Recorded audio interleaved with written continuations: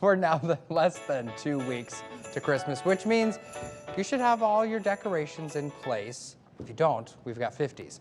But for one family, the Christmas decorations had a little something extra. Danny New explains. I am literally freaking out right now. Do you notice the set of eyes that Brett Ingram of Dallas, Texas is reacting to? I just stopped. I didn't move because I didn't know what it was yet. I was just kind of like, what is that? I have no idea how this possum got in my house. This was a few weeks ago when Brett got home from her second day at a new job, which is already very stressful. And then you factor in, I don't know, finding a marsupial in your Christmas tree.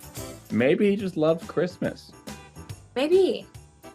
I do have a really nice tree. Hey, little buddy, how did you get in my house? So what would you do if you found a possum just playing ornament?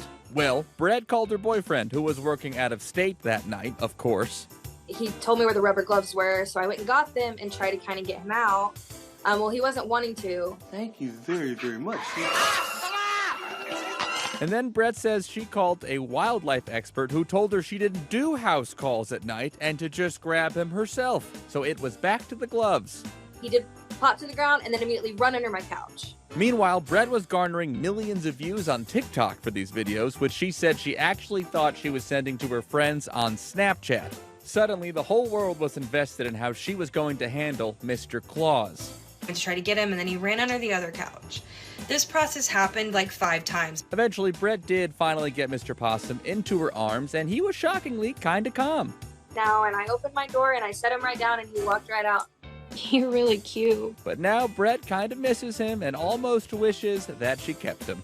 I am an animal lover, but he was full grown. If it was a baby, I think it would have been a different story.